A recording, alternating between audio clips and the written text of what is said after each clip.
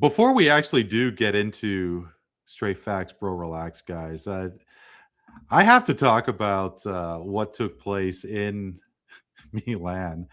So apparently, a biathlete from Norway, and I'm probably going to butcher his name, Sturla Holm Lagreed, uh, won the bronze medal. He won gold in Beijing. And Tony, when I sent you this story, did you know about this at all? You did not. No clue. I had no clue. No. So basically, during the as this biathlete won the bronze, and he was speaking to media from his homeland of Norway, he had mentioned how, and this is a quote from NBC. It was translated from Norwegian. 6 months ago, I met the love of my life, the world's most beautiful, sweetest person. And 3 months ago, I made the biggest mistake of my life and cheated on her. I'm sure many people now see me in a different light, but I only have eyes for her. And this guy announced to the entire world of how he couldn't keep it in his pants and basically is begging for this girl to come back. Impromptu straight facts, bro. Relax. You think the girlfriend is actually going to take this guy back? I mean, would you do it? Would you? Please, Tony. First of all, this guy truly is a biathlete based on his performances here. But he can dangle two at once. Good for him. Oh, I think there is a chance. He's a gold medalist, we said, right? Did you say gold? No, bronze? Yeah, he won gold in Beijing. Bronze? Yeah, 22 Olympics. Oh, but this was a bronze victory? This was a bronze in Milan, yeah. And he said it after the bronze. Maybe not. He did. You don't think so? No, bronze. You think No, the shine is? No, Yeah, he's done. He'll be fine. Honestly, yeah. Well, I'm sure that he could find a new girlfriend. As soon as I heard about this, I was thinking about how Steve Urkel kept on shooting his shot with Laura Winslow on Family Matters.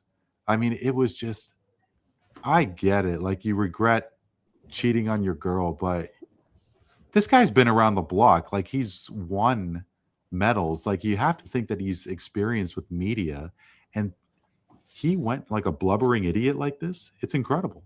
The best the girl the funniest thing I think would be if she tweeted something out like, "I aim for silver or better." Like that. Well done. Well That's done. Tony, we did talk about the Olympics, of course, before Neel came on, and I guess we did touch on it, but I don't know if you had a chance to let it marinate, but I think that there is a real problem with NHLers going to the Olympics. I understand wholeheartedly, like the 22 and the 18 Olympics, they did not have NHL talent. Can we remember who won those respective tournaments? I, for one, can't. I believe the country that represented Russia won in Beijing. But the Olympic hockey tournament has so much more allure if there's NHL players. But I think it's just one injury away from not participating in the future. If that is the case, well, whether it's going to be the case or not, Tony, the NHL will not allow NHLers to participate after the 34 games after the Salt Lake City Olympics 2034. Straight facts, bro, relax. I'd say, bro, relax. I would say, bro, because I would imagine Gary Bettman's not going to be there anymore anyway. So you might have somebody who can control this thing a little bit better by then as well. But no, as long as players want to go, they're going to get the chance to go. So, yeah, bro, relax. I know we were talking about it to some degree, but really, when the World Cup, Canada Cup took place, Tony, I mean, you and I know more than anything that other than baseball, what do you have cooking in the world of sports? And I just think hockey, international hockey in the summertime is the perfect time to get some eyes on your sport, and especially hockey during the winter. I don't get it, but that's why I'm here and not in the NHL as commissioner. And Neel, last and certainly not least, I don't know how close you and Tony the Bills were in playoff runs past, but after such a long stretch of not making the playoffs, they went on this streak of how was it? How many was it? 9 playoffs in a row that they appeared in, and Less than that, but it was it's up less there. than that. It could have been. But they did I think it was more like 7 or 8. But 7 or okay, 8. Yeah, but has the clock struck 12? I mean, Terry Pagula, we didn't even talk about his press conference, where essentially he threw McDermott under the bus along with Keon Coleman.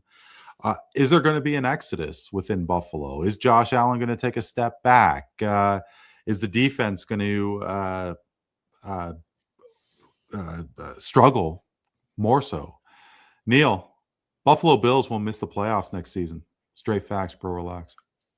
This might be the biggest bro relax you've ever given me, man. Yeah. Look, anything can happen in the NFL. It is one of the reasons it's the king, in my opinion, is because there is an element of uncertainty every year with all these teams. You can go worst to first and first to worst in the drop of a dime, and a team always does every year in a division like clockwork. But I do not see that with Buffalo. As much as an elite quarterback can't win a Super Bowl for you the same as like an elite defense can, I would argue, an elite quarterback definitely, generally, if healthy, keeps you above water and in playoff contention. And so I don't think that's going to be a problem, to be honest. Plus, I saw Joe Brady's press conference. I watched it, and I see a swagger from the guy that I never heard him talk before, frankly. But I watched his whole press conference, and he seems like an energetic guy who may be able to connect with these guys on a different level. And I was just thinking about Ben Johnson the whole time because, he's turned out to be a great head coach, and I don't know if you saw some of his locker room antics, but they're fantastic. And Chicago really played their hearts out all year and were one of the better teams to watch this year, all in all. So, yeah, I think Buffalo, after this, they're all going to have a sour taste in their mouth. I think Josh Allen will come back determined next year, frankly, because he feels like this is the one time he's probably the biggest reason they may have lost, outside of, a shitty defense, which they knew they had going in, but they didn't know they were going to have this bad Josh Allen performance. End of the day, we're still an elite team.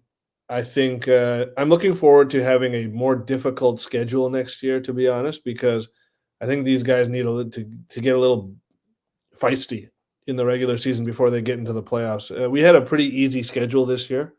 I'm not sure how a first-place division team had that easy of a schedule, but between the Patriots and the Bills, I think those were 2 of the 3 or 4 easiest schedules in the league, opponent-based, obviously. And so, that's a big-time bro relax. And I think that, we got a good shot going to the Super Bowl next year. Just like I say every year, but nothing's really changed. You just need to shore up a couple pieces and not do anything stupid, and you have a good a shot as anyone.